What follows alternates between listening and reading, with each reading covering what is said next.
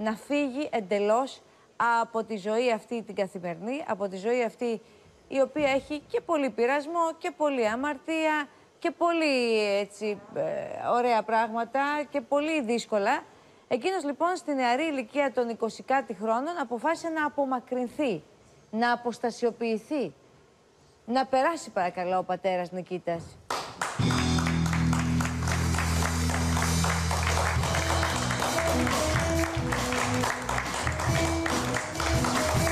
Καλησπέρα. Τι κάνετε, καλώς ήρθατε. Χαίρομαι που βρίσκομαι εδώ ανάμεσά σας. Και εγώ χαίρομαι που είστε κοντά μας και μας τιμά το γεγονός ότι έρχεστε στην παρέα μας. Χαρά μου μεγάλη. Τώρα, αυτό το πατέρα Νικήτα, επειδή είσαι... Νέος. Ναι, τι ηλικία έχετε πατέρα Νικήτα? 42. Ναι. Είστε ένας νέος άνθρωπος να πούμε και φαίνεστε και πολύ νεότερος από τα 42 χρόνια που έχετε. Αλλά αυτή είναι πια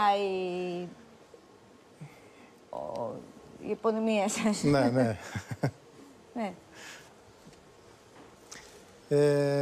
Πρέπει να σας προσφωνώ κάπως. Πατέρας Νικήτας είναι σωστό. Πατέρας. Ναι. Δεν είστε ο πατέρας μου όμως.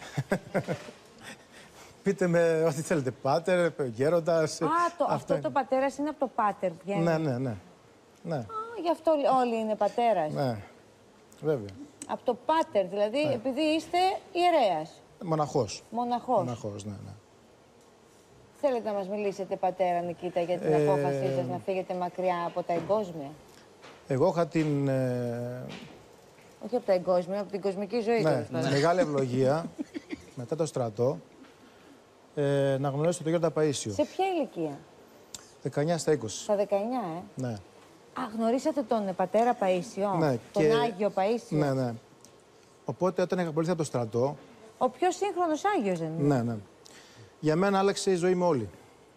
Χάρη σε αυτόν τον απλό, τον αγράμματο, τον φωτισμένο γέροντα, γιατί όταν πήγα πρώτη φορά, πήγα με έναν φίλο μαζί, η οποία η μητέρα του είχε καρκίνο στα κόκαλα και την περιμένει να πεθάνει από ώρα σε ώρα. Και είχες πάει με το φίλο σου στην προσπάθεια να προσευχηθείτε και να... Ναι, Αλλά πιο πολύ ο φίλος ήταν εκείνος που σας ναι. παρότρινε. Και οπότε όταν πήγαμε στο καλυβάκι του Γέροντα Παΐσιου, είχε πάρα πολύ κόσμο. Νικήτα, για να μην σε λέω ούτε πατέρα Νικήτα, να πούμε ούτε πάτερ και τα λοιπά, bara σε λέω Νικήτα, περνάει αυτό? Ή δεν περνάει άμα είναι μοναχός άνθρωπος? Από τη στιγμή που φέρνουμε το ράσο, είναι καλό να φέρουμε, ας πούμε, πατέρας Νικήτας ή πάτερ ή μοναχός. Ωραία, ναι. κάπως πρέπει να βρω κάτι το οποίο να μου κάνει, γιατί μου κάνει τόσο. Θα το βρούμε στη διάρκεια της πορείας, άνθρωπος. Εντάξει, μην στεναχωριέσαι. Το βρούμε. Λοιπόν, εγώ θέλω να ρωτήσω κάτι. Ναι. Εσείς, πατέρα Νικήτα, όταν πήγατε εκεί, ναι. πήγατε γιατί ο φίλος σας είχε άρρωστη τη μητέρα του. Και σας είπε εκείνος σας παρέσυρε να πάτε μαζί του? Εγώ πήγαινα ούτως ή άλλως. Η ζωή σας ήταν της εκκλησίας ή ήσασταν ένα παιδί? Ήμουν ένα παιδί μέσα σε κανονικά όπως όλοι οι νέοι, έτσι. Δεν είχατε σε τουριστικό νησί. Έτσι, όταν έχω μεγαλώσει ένα νησί στην ΚΟΑ, που είναι τουριστικό νησί, έχω μεγαλώσει, έχω δουλέψει σε δουλειές, ας πούμε, που έχουν κάνει τον τουρισμό. Σε μπαρ και τέτοια, ας πούμε. Σε εστιατόρια, σε παραλίες. Έχουν κάνει όλες δουλειές. Μάλιστα. Άρα λοιπόν ένας νέος ο οποίος ήταν κανονικά σε ένα μοντέρνο τρόπο ζωής. Υπηρέτησα στις αστυνομικές δυνάμεις, ήμουνα, ας πούμε, μέσα σε όλα. Μάλιστα. Οι γονείς που ήταν κοντά στην εκκλησία δεν ήταν αυτό το να είμαστε φανατικοί και όλα αυτά, ας πούμε, έτσι. Μάλιστα. Απλοί άνθρωποι από θαλασσινή οικογένεια, ψαράδες και έτσι. Οπότε πάμε στο καλυβάκι του Γιώργου Παΐσιου και είχε πάρα πολύ κόσμο. Και ρώτησα τον φίλο μου, λέω, πώς θα πάμε να πάμε την ευχή του να μιλήσουμε στο γέροντα αφού έχει τόσο πολύ κόσμο. Ξέρατε τότε εσείς ότι αυτός ο γέρος. Ναι, είχαμε ακούσει, βέβαια. Είχαμε ακούσει. Οπότε στην. Ότι είναι ειδική περίπτωση να πούμε. Ναι. Ότι το πάει για Άγιος, το ξέρατε? Ναι, γι' αυτό το λόγο πήγαμε. Είχε βγει η φήμη δηλαδή ότι πρόκειται για. Ναι. Οπότε σηκώνει το γέροντας και μας φωνάζει με τα ονόματά μας. Χωρίς να ξέρει ποιοι είστε. Χωρίς να ξέρει, πρώτη φορά είχαμε πάει. Οπότε εμένα μου λέει, μόλις είχα απολυθεί από το στρατό, και εγώ σαν νέος νόμιζα τώρα, επειδή είχα τελειώσει ειδικές δυνάμεις, νόμιζα ότι είχα φτάσει στο φεγγάρι, ας πούμε. Ναι. Ένας νέος με τον εγωισμό μου, με τα αυτά μου. Οπότε μου λέει, εδώ θα φανείς τι κομμάτι ήσουνα. Εγώ δεν κατάλαβα τίποτα. Ούτε έβαλα εδώ στο μυαλό μου τίποτα. Στο φίλο μου είχε πει, λέει, Δημητράκη, μη στεναχωριέσαι. Η μητέρα σου έχει μπροστά της μια δεκαετία. Χωρίς να γνωρίζει για ποιο λόγο έχετε πάει, χωρίς να έχετε μιλήσει καθόλου. Και όντως η μητέρα του φίλου μου εκεί που είχε γίνει μια μάζα κόκκαλα. Τι είχε γίνει? Μια μάζα κόκκαλα, είχε καρκίνο στα κόκκαλα και είχε μαζευτεί. Μάλιστα. Την περιμένα από ώρα σε ώρα. Παίρνει τα πάνω τη και έτσι ακριβώς 10 χρόνια. Τι λέει, Οπότε εγώ ψαχνόμουν, πήγαινα τακτικά στα Αγιονόρος, γνώρισα κι άλλους έτσι, απλά γεροντάκια, σε ξεροκάλυβα, με το τίποτα ζούσαν, είχαν όλο τον κόσμο μέσα τους. Και αυτό που... Δηλαδή ο Άγιος Παΐσιος Έβλεπε πολλά πράγματα και όπως... είχε διορατικότητα, έτσι. Θα σας πω και ένα άλλο γεγονός που το έζησα καθώς επέστρεφα. Ήταν ένας πατέρας, πήγε το παιδάκι του στην αγκαλιά του, είχε κάποιο πρόβλημα με το πόδι, μπορούσε να περπατήσει. Το οποίο γυρνώντας από τον Γέροντα Παΐσιο, το παιδί περπατούσε μια χαρά. Βέβαια, αυτό που γίνεται στη σημερινή εποχή, που βγαίνουν διάφοροι και λένε για κάποιες προφητείες, για κάποια αυτά, νομίζω αυτά είναι ακραία. Δηλαδή, εκμεταλλευόμαστε το όνομα του Γέροντα Παΐσιου και λέμε διάφορα. Όντως, ο Γέροντας Παΐσιος είπε κάποιες προφητείες που άλλες βγήκαν, άλλες δεν ξέρω αν θα βγουν, ο Θεός ξέρει. Καλό είναι να μην λέμε πράγματα τα οποία ας πούμε, δεν τα είπε ο Γέροντας Παΐσιος. Γιατί τώρα αυτή η καραμέλα, ο Γέροντας Παΐσιος είπε αυτό, είπε εκείνο, ξέρω εγώ τι, νομίζω ότι δεν τιμάει κανέναν. Άλλοι γέροντες έχουν Βέβαια, αυτό το οποίο μας περιγράφεται. Ακριβώς, γιατί... ναι, υπάρχουν γι' αυτό. Εκεί μέσα είναι 2.500 άνθρωποι, έτσι, ο καθένας από άλλο κόσμο, από πλούσια οικογένεια, από φτωχή οικογένεια, ας πούμε, και όλα αυτοί οι 2.500 μαζεμένοι εκεί πέρα, ας πούμε. Δεν μπορεί να σου έρθει ξαφνικά μια τρέλα ή ξέρω εγώ ότι κάποιο αποτυχία στη ζωή τους να βρεθήκαν εκεί μέσα, να αφιερώσουν τη ζωή τους. Γιατί δεν υπάρχει μεγάλο πράγμα το να παρνηθείς, να θυσιάσεις τη ζωή σου για το Θεό, έτσι. Οπότε εγώ προσωπικά που γεύτηκα κάποια πράγματα εκεί μέσα, όπως λέμε στην πεζίτη γλώσσα, εγώ προσωπικά γεύτηκα μια μεγάλη καψούρα για το Θεό. Ένιωσα μέσα μου τέτοιες χαρές που δεν μπορούσα να τις εκφράσω. Αυτό το καταλάβατε εσείς, πατέρα Νικήτα, όταν πήγατε την πρώτη φορά? Την πρώτη φορά και μετά πήγαινα συνέχεια. Τότε που πήγατε δηλαδή με το φίλο σας για να προσευχηθεί για τη μάνα του και γνωρίσατε για πρώτη φορά τον Άγιο Παΐσιο. Για πρώτη φορά, ναι. Και ενθουσιαστήκατε, γοητευτήκατε από αυτόν τον... Μου άλλαξε όλη η από ζωή αυτή μου, την προσωπικότητα που φάνηκε να γνωρίζει για ποιο λόγο έχετε πάει, να ξέρει πριν από εσάς για εσάς, να γνωρίζει πολλά πράγματα. Ακριβώς, και να σας δημιουργεί όλη αυτή τη γοητεία. Και όλο αυτό αποτέλεσε το λόγο για τον οποίο αισθανθήκατε την ανάγκη να αφοσιωθείτε στο Θεό και να μείνετε στο Άγιο Όρος. Γεύτηκα μέσα μου τέτοια χαρά που δεν μπορούσα να την εκφράσω. Δηλαδή, ας πούμε, ξέρω εγώ, ο Θεός παραχώρησε να γευτούμε αυτές τις... ένα σπάνιο, ας πούμε, μια χάρη από το Θεό, μια έτσι, μοναδική χαρά που λες, μακάρι να μπορούσα να βγάλω την καρδιά μου, να την δώσω στον κόσμο, να καταλάβει τι βιώνω εγώ αυτή τη στιγμή. Έτσι. Ακούγεται ωραία, σαν παραμύθι, σαν ας πούμε γλυκένεται αυτή η ώρα, αλλά εγώ το έχω βιώσει. Και αυτό δεν αλλάζει. Μάλιστα. Τη ζωή μου. Και επίσης, ας πούμε, και τώρα που μιλάμε, υπάρχουν γεροντάδες που είναι στα μέτρα του Αγίου Παϊσίου. Αχα. Και γι' αυτό για μας είναι μεγάλη παρηγοριά, γιατί όπως ξέρετε, κοιτάξτε, Άγιος έχει νέους ανθρώπους μέσα και παίρνουμε δύναμη με αυτούς τους ανθρώπους. Μάλιστα. Λοιπόν, εγώ λέω να πάμε σε ένα μικρό διαφημιστικό διάλειμμα και γυρνώντας να μας πει ο πατέρας Νικήτας τι είναι αυτό που τον έκανε πραγματικά, τι μου λέτε ότι γοητευτήκατε από όλο αυτό, ότι μέσα σας κάτι σαν να σας χτύπησε έτσι, σαν να έγινε ένα κλικ που όμως... Ακριβώς, ναι. Θα υπάρχει κάτι συγκεκριμένο που σας έκανε να εγκαταλείψετε την κοσμική ζωή στην ηλικία των 20 κάτι χρόνων. Ναι. Για πάμε σε ένα μικρό διαφημιστικό διάλειμμα και ερχόμαστε πάρα πολύ λίγο. Λοιπόν, είμαστε πάλι. Αυτή τη στιγμή με τον πατέρα Νικήτα, ένα νέο άνθρωπο, ο οποίος σήμερα είναι 42 χρόνια, αλλά από τα 20 πόσα? 20. Από τα 20. Στο Άγιο Όρος, ζει εκεί, μοναχός στο Άγιο Όρος. Και μας λέτε Είχαμε ότι... μείνει σε ένα πολύ ενδιαφέρον σημείο, αν ήταν κάτι συγκεκριμένο πέραν από την επίσκεψή σας με το φίλο σας που σας έκανε αυτό το κλικ να πάτε εκεί. Υπήρχαν πολλά πράγματα προσωπικά βέβαια, τα οποία δεν μπορούμε να το πούμε τώρα, και πολύ τρανταχτά για μένα προσωπικά. Όταν πας σε έναν άνθρωπο έτσι και σου λέει το τι σου έχει συμβεί πριν και τι θα περάσεις μετά, έτσι, πιστεύω ότι δεν χρειάζεται να αναλύσουμε τίποτα παραπέρα, ας πούμε.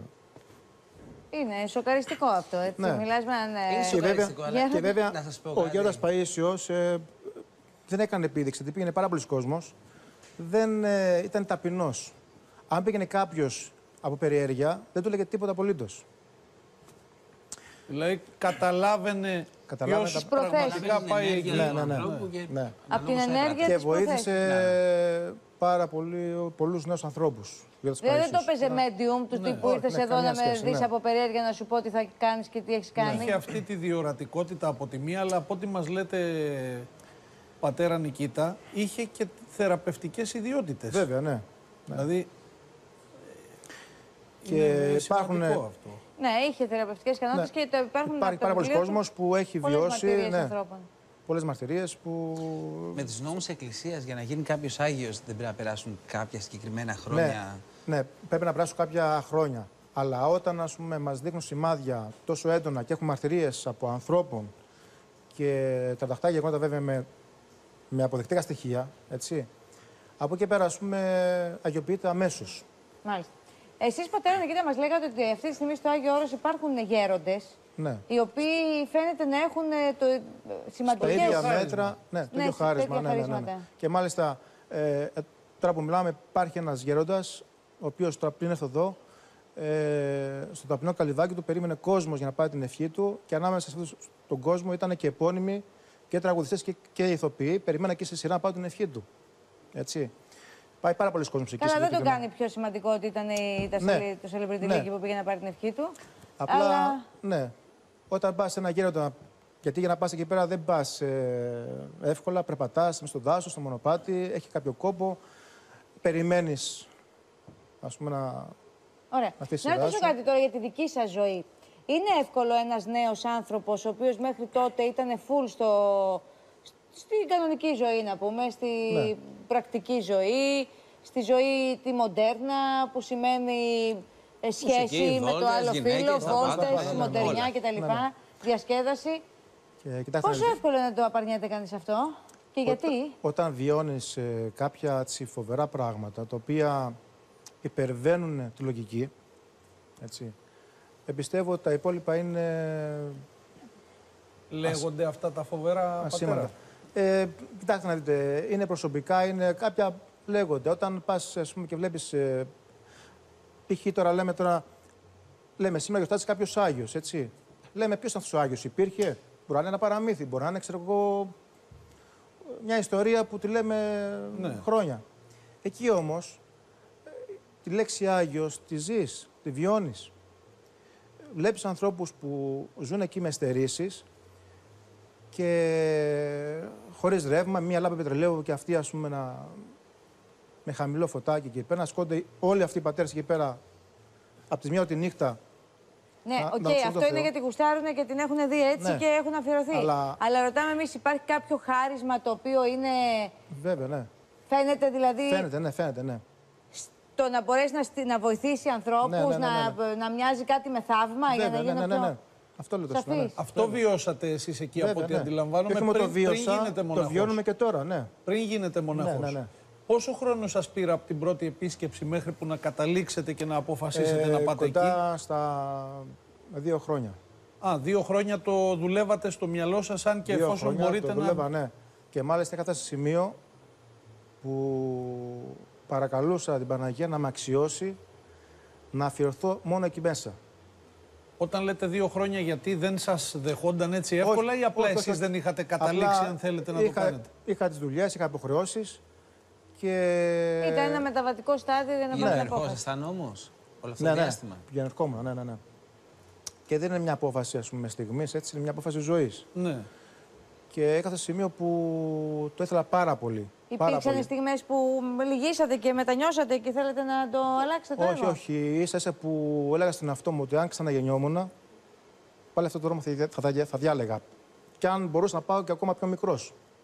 Από το μυαλό σας περνάνε διάφοροι πειρασμοί που μπορεί να έχει ένας λαϊκός? Τα πάντα περνάνε. Δηλαδή. Το μυαλό λειτουργεί κανονικά, περνάνε τα πάντα.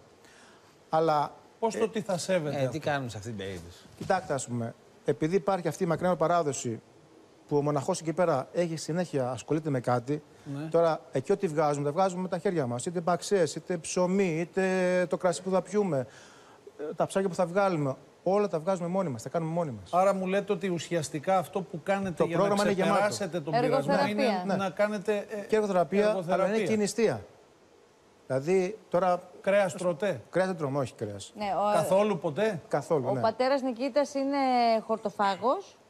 Έχει απαλλαγή από την λήψη Κρεατοφαγία. κρέατος εδώ και χρόνια.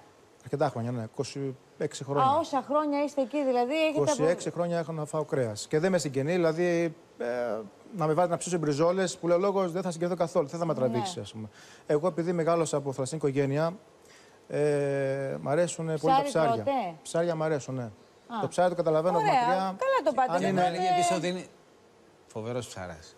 Μου είπε τα Βέβαια, καλύτερα. η ζωή μου είναι η θάλασσα. Ωραία. Και αυτή είναι η επιλογή της ζωής σας, λοιπόν. Εσείς εκεί, λοιπόν, ποια είναι το αντικείμενό σας? Είναι μαγειρική? Μαγειρική, ναι. Εδώ και 20 χρόνια ασχολούμαι με τη μαγειρική.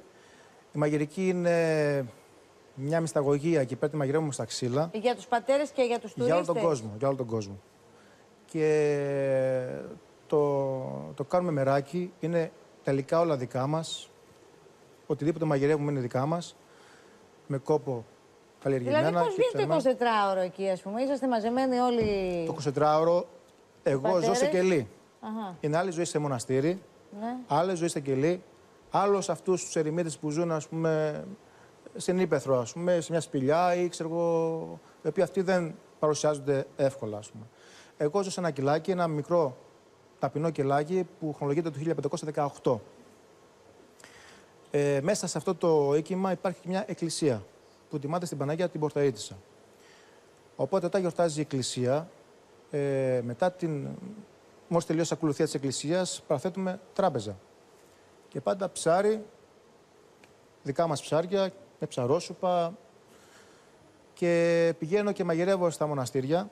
Στα μοναστήρια κάνουν αγρυπνίες, οι οποίες ξεκινάνε από 12 ώρες μέχρι και 18 ώρες μέσα στην εκκλησία συνεχόμενες. Οπότε εγώ μέσα στην κουζίνα, ας πούμε, έχω 3 μέρες συνεχόμενες εκεί. Να φέρω τα ξύλα, να καθαρίσω τα Μάλιστα, ψάρια. έχει πολλή Ναι. δουλειά καθημερινά. Ναι. Υπάρχουν άνθρωποι που έχουν έρθει εκεί και έχουν αφοσιωθεί στο Θεό, άνθρωποι οι οποίοι ήταν στο περιθώριο χρόνια, έτσι. Άνθρωποι οι οποίοι έχουν κάνει και χρήση ουσιών, που ήταν κρατημένοι από το αλκοόλ. Πολλοί εγκληματίες έχουν ζητήσει άσυλο. Κοιτάξτε, να σας πω κάτι. Το θέμα αυτό, η ζωή καλοκαιρική δεν είναι εύκολη. Δηλαδή δεν πάει να πει ότι ο άλλος έρχεται να καθαρίσει. Να καθαρίσει, ναι. Αν έχει τα κότσια που είναι πολύ έτσι σπάνιο, γιατί έχεις να κάνεις μπροστά σου, έχεις ένα δύσκολο αγώνα και πρέπει να σηκώνεσαι από τις 1 τη νύχτα, να πηγαίνεις στην εκκλησία να κάνεις 7 ώρες κάθε μέρα, έτσι. Και υπάρχουν μέρα παραμέρα, τρώμε μόνο μια φορά την ημέρα. Πιστεύω ότι είναι πάρα πολύ δύσκολο. Βέβαια, αν το αντιμετωπίζει κανείς αυτό σαν δυσκολία, νομίζω ότι μάλλον χάνει και λίγο την αξία του. Θέλω να πω ότι φαντάζομαι ότι δύσκολο φαίνεται για μας που ερχόμαστε από μια ζωή που είναι τελώς διαφορετική από αυτήν. Για εσάς που έχετε αποφασίσει και είναι στάση ζωής, επιλογή ζωής και το βιώνετε εκουσίως και με όλη σας την χαρά και την επιθυμία να είστε αφοσιωμένοι εκεί, φαντάζομαι ότι δεν αποτελεί δύσκολο έργο. Είναι αυτό που σας δίνει την ευτυχία και τη χαρά να κάνετε αυτό που επιλέξατε. Πάνω απ' όλα είναι να δώσουμε αγάπη στον κόσμο. Οποιοςδήποτε και αν είναι αυτός, έτσι. Τώρα υπάρχουν άνθρωποι που έρχονται εκεί και ζητάνε να επικοινωνήσουν μαζί σας. Εγώ στο κελί που ζω, το χρόνο φιλοξενώ 2.000 άτομα. Όλο το χρόνο. Όπου έρχονται διάφοροι άνθρωποι λοιπόν και ζητούν συγκεκριμένα με κάποιους από εσάς να επικοινωνήσουν ή όπου λαχαίνει. Όπου λάχει, ας πούμε. Ναι, όπου λάχει, ας πούμε. Και εσείς καλείστε να φιλοξενήσετε ανθρώπους που δεν τους γνωρίζετε στο κελί σας. Ναι, ναι, ναι. Η φιλοξενία είναι το α και το ω στα γενόρος. Έτσι. Σας έχει τύχει να φιλοξενήσετε ανθρώπους και να χρειαστεί να επικοινωνήσετε μαζί τους που δεν είχατε και ιδιαίτερη συμβατότητα ή που δεν καταφέρατε να κάνετε και πολυχημία. Ναι, ναι, πολλές φορές. Πάρα πολλές φορές. Ναι. Αυτό συμβαίνει καθημερινά. Αλλά πάντα, ας πούμε, υπάρχει μια ωφέλεια από όλη αυτή την ιστορία. Και ο άλλος, αφού φύγει, θα καταλάβει, ας πούμε, την προσπάθεια που κάνουμε. Γιατί στο κάτω-κάτω, όταν εγώ ζω σε ένα κελάκι, ας πούμε, που ζω με δυσκολίες και με στερήσεις και δείχνω αγάπη στον άλλον, έτσι. Οπότε ο άλλος το εκτιμάει κάποια στιγμή. Μπορεί όχι εκείνη την ώρα, Αλλά φεύγοντας από εκεί θα το εκτιμήσει περισσότερο. Και αυτό έχει μεγάλη αξία. Αυτό είναι που εκπέμπει τα Αγιονόρος. Δεν είναι απλά 2.000 μοναχοί φανατικοί, αφιερωμένοι σε αυτή την παράδοση, σε αυτήν, ας πούμε, την μακραίωνη ιστορία. Πλουσιοπάροχα σου ανοίγουν την πόρτα, σε βάζουν στο σπίτι τους. Το γεγονός ότι αυτό αποτελείται μόνο από άνδρες έχει προκαλέσει πολλές φορές και διάφορες κουβεντούλες περίεργες. Κοιτάξτε να δείτε, τα Άγιον Όρος έχει αποδειχθεί. Δηλαδή, είχαμε ακούσει ότι είναι και στέκει, να πούμε, ομοφιλοφιλικό το ομοφιλόφιλο. Κοιτάξτε, να σου πω κάτι. Τα Άγιον Όρος. Έχουν βγει και κάτι παρατράγουδα από εκεί κατά καιρούς. Τα Άγιον Όρος είναι κοινωνία ανθρώπων. Έτσι. Υπάρχουν 2.500 κόσμος. Εγώ που είμαι τώρα εκεί τόσα χρόνια, έτσι, δεν έχω δει, εγώ ειλικρινά δεν έχω δει κάτι που να πω, ξέρεις κάτι, υπάρχει αυτό το στραβό. Γιατί στο κάτω-κάτω κάνει κάτι στο κρεβάτι του, δεν μπορώ να το ξέρω εγώ, ούτε ο καθένας. Έτσι. Αλλά όταν έρθει κάποιος. Όταν πας εκεί δεν πας να κάνεις κάτι στο κρεβάτι, πας να κάνεις άλλα πράγματα. Άμα να κάνεις κάτι στο κρεβάτι, δεν πρέπει να πας στο Άγιο Όρος, κάθεσαι στο.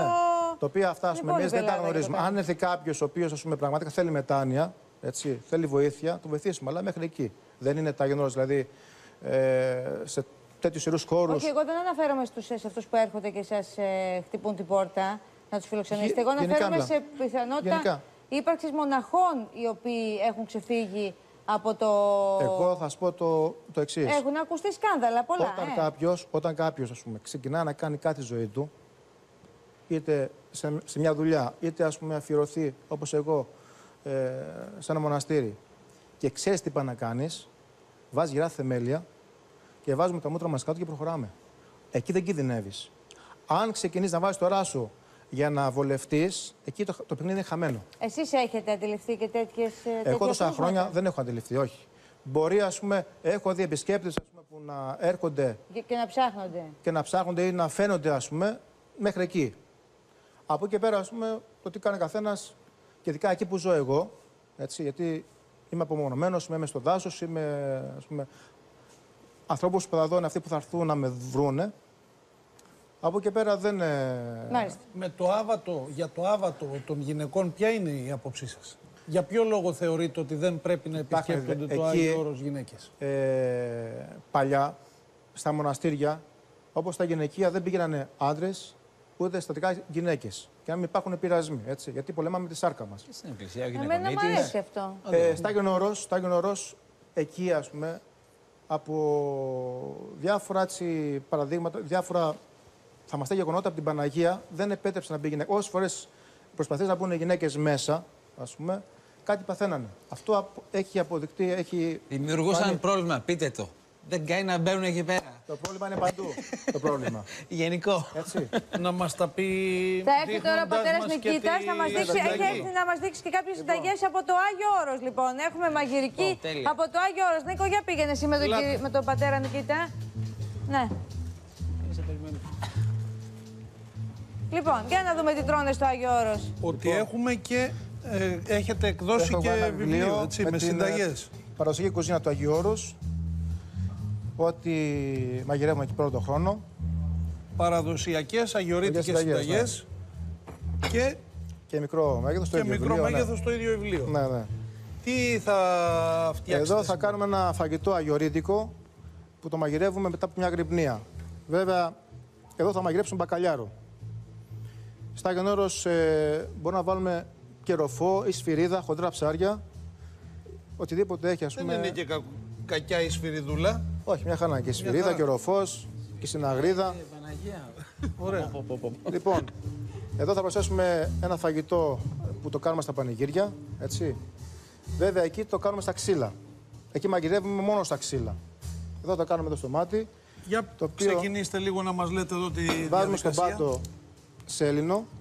Το βάζουμε στον πάτο γιατί όταν μαγειρεύουμε στα ξύλα, σε περίπτωση που δεν μπορούμε να ελέγξουμε τη φωτιά, έτσι, τουλάχιστον να αρπάξει το σέλινο και δεν είναι και μια αστομιά. Βάζουμε το ψαράκι μέσα. Άρα μετά το σέλινο βάζουμε τον μπακαλιάρο. Ακριβώς. Βάζουμε κρεμμύδι το οποίο το έχουμε βράσει, το έχουμε λιώσει, το έχουμε στραγγίξει, το πηγαίνουμε πάνω. Ρίχνουμε το σκορδάκι, έτσι, ολόκληρο όπως είναι. Νεράκι, λαδάκι και το μαγειρεύουμε σε δυνατή φωτιά. Δυνατή. θέλει πάρα πολύ δυνατή φωτιά, ώστε την κόλλα που θα βγάλει το ψάρι με το κρεμμύδι το λιωμένο, το νερό που θα βάλουμε μέσα, γίνεται μια άσπρη σάλσα από μόνη της. Δεν χρειάζεται να βάλουμε τίποτα άλλο. Να δέσει, ας πούμε. Και στο τέλος δούμε το λεμόνι. Έτσι. Και το μαγειρεύουμε στη δυνατή φωτιά. Όταν πέσει το ζουμί, ας πούμε, ρίχνουμε το λεμόνι. Πιπεράκι, το κατεβάζουμε, ρίχνουμε το μαϊτανό και το σκεπάζουμε.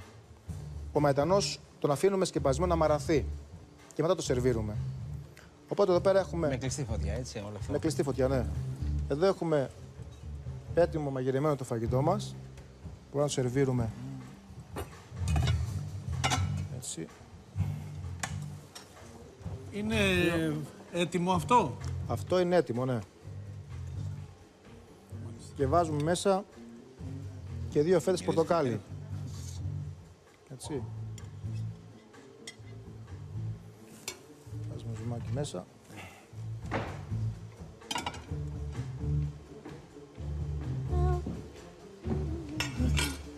Βάλτε και λίγο στο Δημητράκη. Στο Δημητράκη, το ψαρά μας, αλλήμον.